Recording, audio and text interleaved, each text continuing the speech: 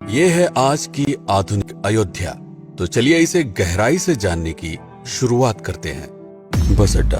राम मंदिर से 7 किलोमीटर की दूरी पर 14 बीघा जमीन पर 219 करोड़ की लागत से लखनऊ हाईवे पर नया बस अड्डा बनकर तैयार है। Railway station. मंदिर से 1 किलोमीटर की दूरी पर 240 करोड़ रुपए में नया रेलवे स्टेशन डिजाइन किया गया है। भविष्य में अयोध्या से दिल्ली, मुंबई, चेन्नई, बेंगलोर, पुणे, कोलकाता, नागपुर, लखनऊ और जम्मू जैसे शहरों के लिए विशेष रेलगाड़ियां चलाई जाएंगी।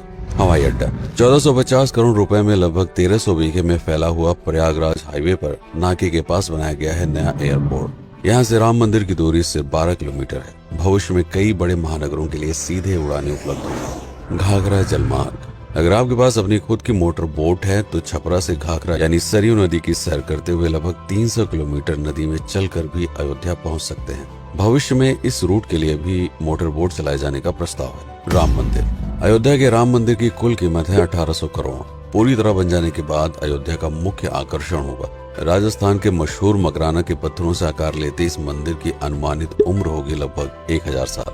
22 जनवरी को पहली मंजिल का उद्घाटन होगा, जिसमें राम की बाल्यावस्था की मूर्ति रखी जाएगी। बाकी की 2 मंजिलों का कार्य चलता रहेगा। खजुराहो के मंदिरों की नागर शैली के आधार पर इसे तराशा जा रहा है। मंदिर का कुल क्षेत्रफल 156 एकड़ या 251 बीघा है।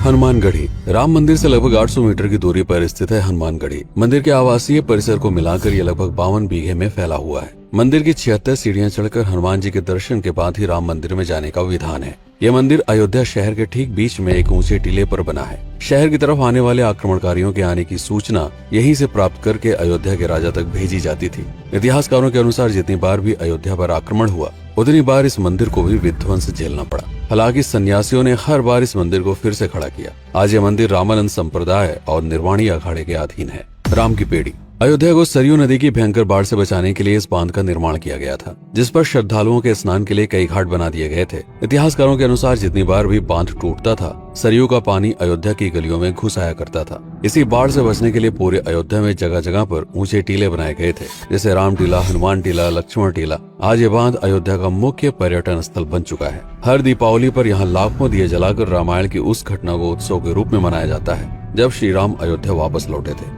अयोध्या के कई बार उजड़ने के पीछे एक कारण इस नदी को भी माना जाता है। हालांकि इसी नदी की वजह से यहाँ पर गन्ने की खेती बड़े स्तर पर की जाती है।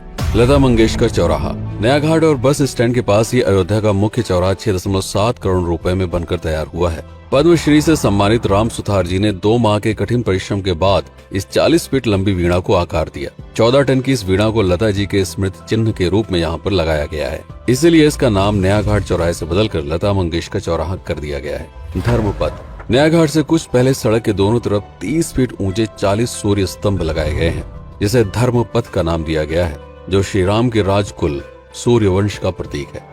दशरथ समाधि स्थल। नए बस अड्डे के बगल से एक पतली रोड कछार से आगे बढ़ते हुए लगभग 12 किलोमीटर दूर ले आती है दशरथ समाधि स्थल, जो बिलहर घाट पर मौजूद है, जिसके बारे में मान्यता है कि यहाँ पर राजा दशरथ का दाह संस्कार हुआ था। राम मंदिर के साथ ही इस जगह को भी पर्यटन स्थल के रूप में विकसित किए जाने की योजना पर कार्य चल रहा है। भरत कुंड। अयोध्या से 15 किलोमीटर दूर है नंदीग्राम। यहाँ मौजूद तालाब को भरत कुंड कहते हैं। मान्यता है कि इसी जगह से भरत ने पूरे अयोध्या का राज कार्य संचालित किया था। पर्यटकों के लिए इस स्थान को भी विकसित किया जाएगा। गुप्तार घाट। राम की बेड़ी से सरयू नदी के किनारे चलते हुए 10 किलोमीटर दूर स्थित है गुप्तार घाट। ये कैंट एरिया में पड़ता है। इस जगह को श्री राम के जल समाधि के रूप में महत्व दिया जाता है। इसके अलावा अयोध्या नगर में हर गली में कई विशेष मंदिर हैं, जिनकी अपनी मान्यताएं हैं, कथाएं हैं, विशेषताएं हैं। पूरी तरह से विकसित हो जाने के बाद नई अयोध्या को पूरी तरह से जानने के लिए, इसका आनंद लेने के लिए कम से कम 3 दिनों तक यहाँ रुकने की आवश्यकता है। देश विदेश से ज्यादातर पर्यटक भारत आते हैं उत्तर प्रदेश में आगरे का ताजमहल देखने और प्राचीन नगर काशी और सारनाथ घूमने। प्रश्न ये है कि अयोध्या घूमने और श्री राम का मंदिर देखने के लिए भला विदेशी क्यों आएंगे? और इसका कारण है भारत में लिखी गई राम कथा की सबसे पहली और प्राचीन पुस्तक रामायण। भारत में रामायण के अलावा कंबोडिया में रीमकेर, थाईलैंड में रामकियन जो कि वहाँ की राष्ट्रीय पुस्तक है, इंडोनेशिया में ककनिक, नेपाल में भानुभक्त रामायण जैसी पुस्तकों में वाल्मीकि की रामकथा से प्रेरणा लेकर इसे अपने अपने देश की संस्कृत के हिसाब से फिर से लिखा गया है। पात्रों के नाम, कुछ नई घटनाओं के अलावा मूल रामकथा सभी में एक जैसी है। इसके अलावा भारत में ही रामकथा को लेकर संस्कृत में 7 संस्करण, हिंदी में 3 संस्करण, गुजराती में 47, उड़िया में 14, तेलुगु में 5, कन्नड़ में 4 और अन्य भाषाओं में लगभग 17 संस्करण मौजूद है। इसके अलावा लिखे गए नाटक, कविताएं आदि को भी अगर मिला दिया जाए तो इस दुनिया में 300 से अधिक तरह से राम कथाएं बार बार लिखी गई हैं। इन सभी राम कथाओं पर कई विशेषज्ञों ने समय समय पर अध्ययन किया और अपने विचार दिए। Father Camille Bulcke, Hermann Jacobi, Wendy Doniger, Edward अल खरर, Alf Hiltebeitel, Paula Richman, Aubrey Menon, Ramesh Menon, Radha Vishwanath, Shantanu Gupta, Meenakshi Jain, Lala Sitaram, Swami Gyanananda Saraswati जैसे कई लोगों ने समय समय पर राम कथा को लेकर गहन शोध किया और इसमें छिपे हुए मूल कथा के साथ ही इसके इतिहास को समझने का प्रयास भी किया। राम कथा थी कौशल प्रदेश के द्वारा किष्किंधा और लंका पर विजय प्राप्त करने की पहली बार एक अखंड भारत के निर्माण की। रामायण महत्वपूर्ण इसलिए हो जाता है क्योंकि ये अखंड भारत युद्ध से अधिक व्यक्ति के आदर्शों, सूझबूझ, मित्रता जैसे गुणों से स्थापित हुआ। रामायण एक ऐसा डॉक्यूमेंट है जो ये समझाता है कि भारत पहली बार एक कैसे हुआ। इसलिए ये गाथा न तो कभी भुलाई जा सकती है और न ही कभी मिटाई जा सकती है। और आज की अयोध्या उसे अखंड भारत का एक प्रतीक है, अपनी संपन्नता के कारण जिसने समय समय पर बाहरी आक्रमणकारियों का भी सामना किया। अयोध्या की इसी संपन्नता ने यहाँ पर मुगलों को भी आकर्षित किया। महात्मा बुद्ध भी यहाँ पर रुके, सिखों के गुरु साहब भी आए और जैन धर्म के तीर्थंकर भी। सिपाही ही नहीं बल्कि उनके अनुयायी यहीं पर बसते चले गए। अयोध्या कितनी बार बसी, कितनी बार उजड़ी, इसके बारे में बहुत अधिक प्रमाण उपलब्ध नहीं है। सूर्यवंश के पतन के साथ ही अयोध्या का भी पतन होता रहा। बीच में कई सौ सालों तक अयोध्या मानो विलुप्त सी हो गई। इसका कारण क्या था, इसका कोई प्रमाण नहीं है। अयोध्या को फिर से खोजकर उसे स्थापित करने में बार बार राजा विक्रमादित्य का नाम आता है, लेकिन विक्रमादित्य एक उपाधि है जिसे कई राजाओं को दिया गया था। तो ये कहना मुश्किल है कि किस कालखंड के कौन से राजा ने ये कार्य किया। कुछ विशेषज्ञों का मत है कि यह काम उज्जैन के राजा विक्रमादित्य ने किया होगा। नंद वंश, मौर्य वंश, शुंग वंश, गुप्त वंश आदि के साम्राज्य में भी अयोध्या का वर्णन प्राप्त होता है। सबसे बड़ा विध्वंस हुआ 1527 के आसपास बाबर के कार्यकाल में, जब राम मंदिर को ध्वस्त कर बाबरी मस्जिद स्थापित की गई। सन 1722 में बंगाल के नवाब अलीवर्दी खान ने व्यापार के नजरिए से राम मंदिर से कुछ किलोमीटर की दूरी पर एक नया शहर बसाने की शुरुआत की।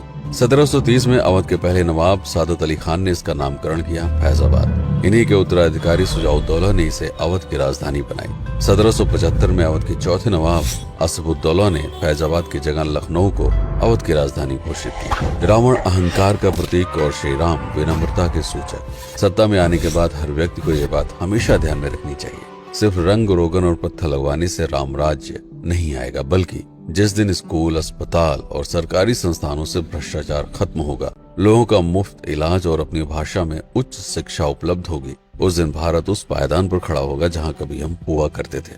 रामायण अहंकार पर विनम्रता की विजय है। अयोध्या को अगर पर्यटन स्थल का केंद्र बनाना है तो इस आधार पर बसाना होगा, राम राज्य लाना होगा, राजनीति नहीं। यदि इस वीडियो में कोई त्रुटि हुई हो तो उसके लिए क्षमा करें। वीडियो पर समय बिताने के लिए आपका बहुत बहुत धन्यवाद।